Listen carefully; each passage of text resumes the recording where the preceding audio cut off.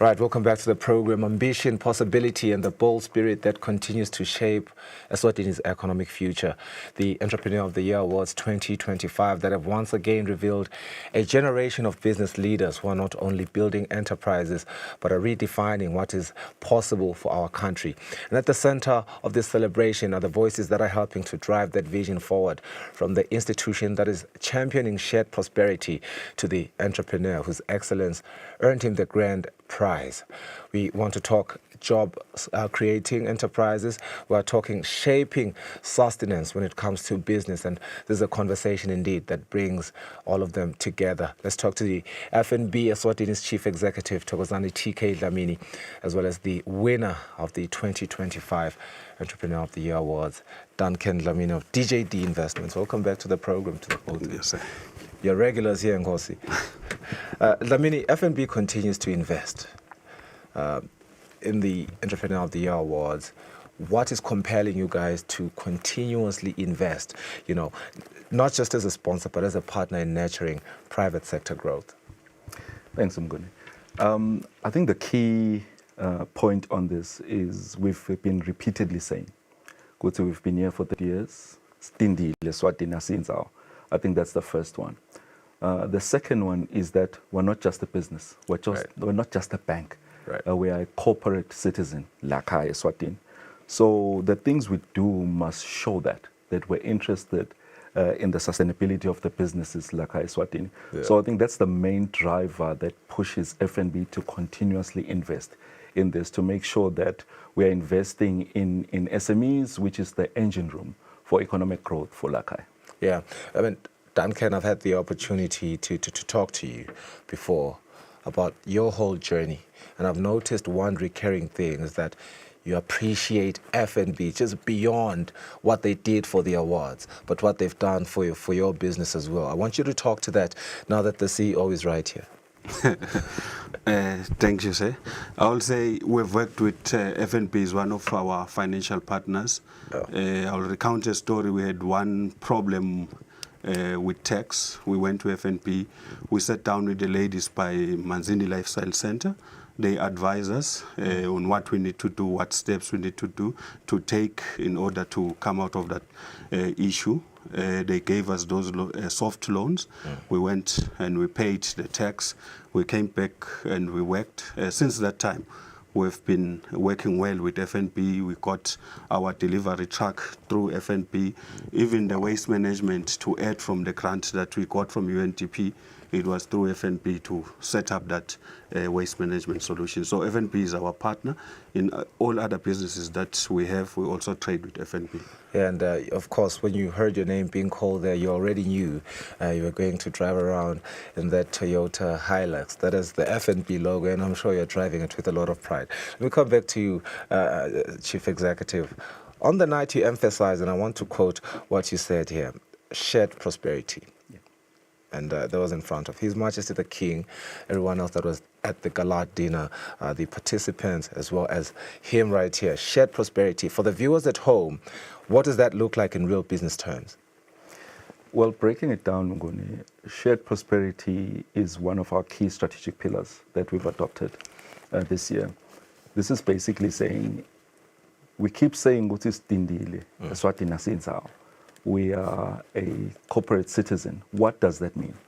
Breaking it down then, we've looked at 4 areas. Firstly, we say, as a corporate citizen, how do we use our assets and leverage them to assist in the different areas of need, like Eswatini?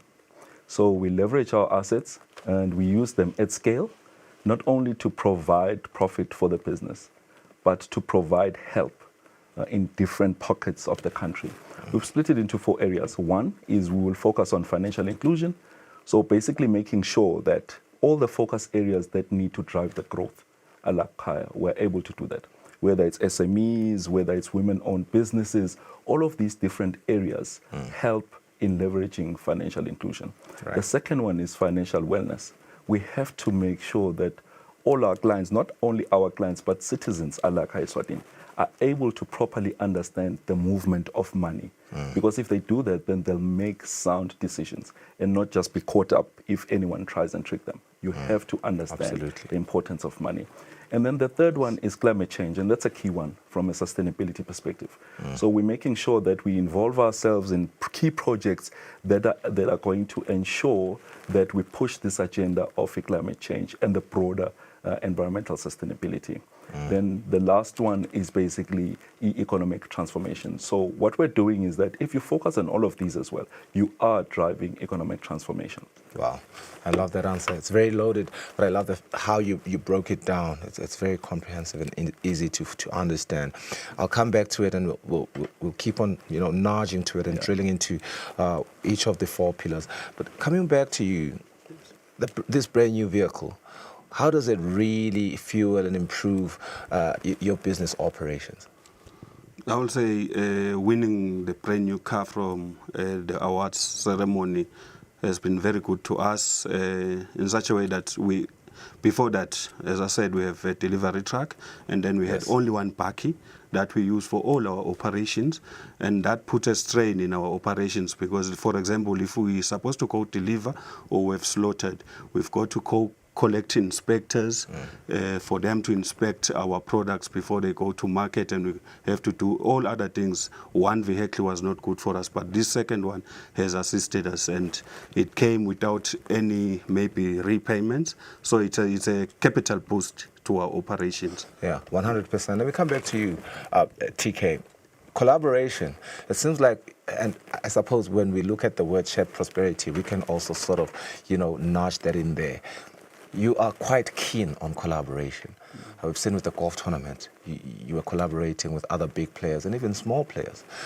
With this as well, you collaborated with SETCO, the Ministry of Commerce, Industry and Trade. Let's speak to collaboration. How intentional is the FNB when it comes to collaboration? Yeah, I think just to start off with, firstly, is to appreciate the different stakeholders that make EYA happen. I think the first one, which I said again on Friday, is firstly we appreciate the involvement of His Majesty, and the support that we get from his government is amazing.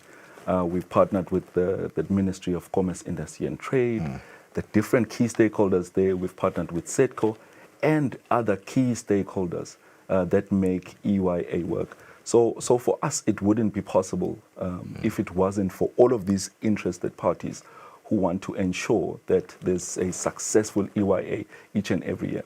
And to just make an example of how this collaboration works. Previously, EYA was just handled at national level. You'd have a national winner, and that's it. And then we sit down and we discuss, how can we make each of the regions participate more? And the idea then comes out. Actually set up more awards even in the different regions. And that's what we saw this year. And if you look at the participation, the numbers nearly doubled from what we had last year, just because of that. And that's a key outcome of collaboration. And I do want to, let me come back to you again. Speaking on going into the different regions, we have 4 regions in Eswatini. There were winners from each region, and they all walked away with cash prizes. And courtesy of First National Bank, speak to me about the importance of that, because you telling me, you sat down, you were like, let's drill it down to, narrow it down to the regions. Yes, the national is beautiful, but we want to empower everyone. We had some of the other winners here on the show last week Friday, I do believe. Yes, it was last week Friday, and they were all so excited. That kind of empowerment, how does it feed into your strategic pillars? Yeah. I think talking about the excitement, some of the winners were really over the moon because of that. Because it means a lot to them, Mnguni. If you see the participation even in the regions, I think for one, as a small business, understanding that there are support structures out there for us as small business, I think it's a very important thing. And then showcasing that with a competition and allowing the businesses to come and demonstrate what they do, and then them seeing some of their colleagues winning on that, I think goes a long, long way. And just to highlight as well, I think SETCO did mention as well that we are seeing more participants and sponsors joining in to be part of this journey. I think other key stakeholders are also now starting to understand the importance of the EYA. Yeah, I mean, Duncan, now you have that you have this platform on a national level. Obviously, you want to take advantage of this visibility, but also, as somebody that has won, clearly you do have the foresight of saying we want to scale up. What are some of those strategic moves? What are your next strategic moves to continue to scale up and leverage this kind of visibility that you've amassed? Thank you. Yes, winning the award is bringing visibility to us, and it's giving other people that maybe in the future will partner with trust. Because now it has shown that FNB trusts us, Sedco trusts us, the whole nation trusts us. So each and every business person now will start trusting us in giving us more opportunities and opening doors for us. But the other thing that maybe this award is going to do, I think, like I said, it's not my award, it's for my industry, which is the pig industry. And I'm hopeful that it will bring a lot of joy for them, because as an industry, there's things that we were lacking in. For example, an abattoir that will meet the international standards, so we're able to export our products to other countries, and we bring in the foreign currency into the country. I think that is the major thing that we wish maybe to get out of this visibility or from this trust that we've gained. 100%. I do want to chime in a little bit on some of your next strategic moves as DJD now in terms of scaling up. One of the things that we're looking at is, honestly, is to try and get the upper toe, because once we get the upper toe, it will be a game changer for us. Because remember, about 2 years back, the Minister of Agriculture said it wants all farmers to slaughter their produce in high standard abattoirs. So it is one factor that is killing our business at the moment. If you look now, we have the FMD. Yesterday I was in a meeting for FMD looking at ways on how we can continue with business. And one of the things that came up was really an abattoir, to say the pig industry doesn't have an abattoir.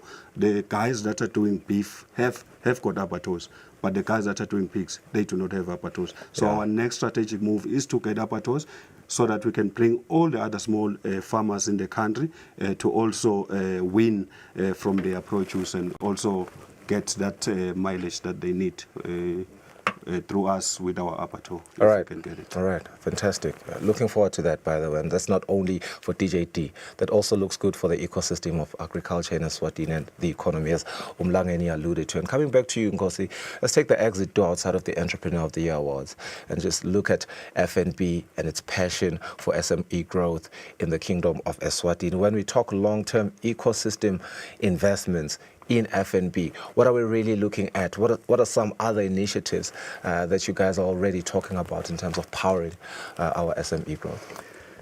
Ngona, I think we touched on it earlier on when we're talking about shared prosperity.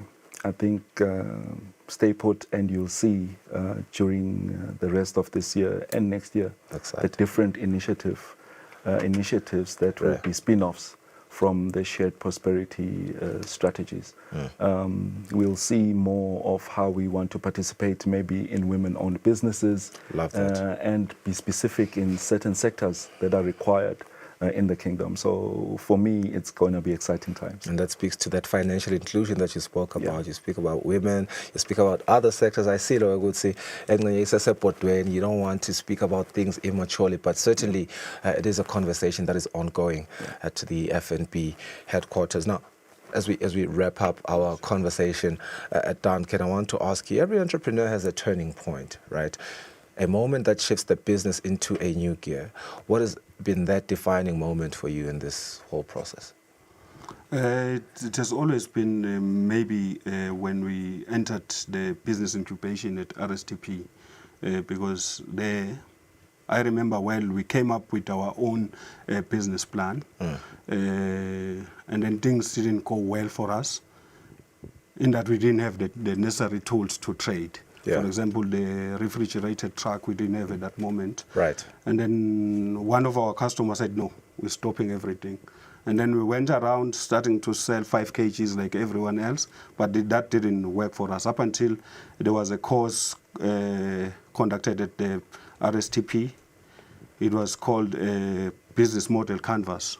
That course really helped me, because I had to take a step back and look at how my business fit together, which touch points am I touching, and how what is my focus with my customer.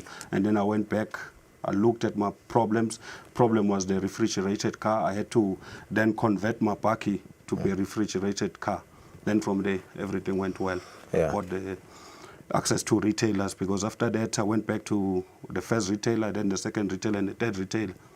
It changed. And exactly what Umlangeni spoke about, the other supporting structures that are there, that are part of the ecosystem, and of course the Rail Science and Technology Park being a key one in the ecosystem. Perhaps as a parting shot, Nkosi, I'll just give you an opportunity. Do you want to say something to the nation, to the people that won, anyone really, just a parting shot? Mgon, thank you very much. I think to Umlangeni here, as well as the other SMEs in the country, for us is FNB is here to support the different businesses.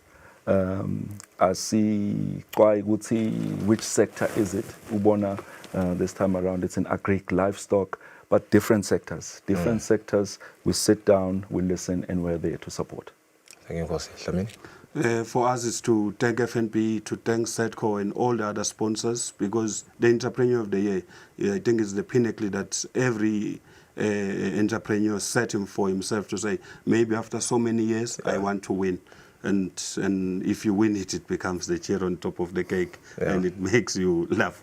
Yeah, it was beautiful indeed. Congratulations to the both of you. Looking forward to the next one next year, but also looking forward to the other projects, Nkosi, that you have, softly alluded to when you speak of your four pillars there: financial inclusion, financial wellness, climate change, as well as just the economic stability of the kingdom. Really beautiful stuff there. TK Thokozani Dlamini, the Chief Executive of the First National Bank Eswatini, and Duncan Dlamini,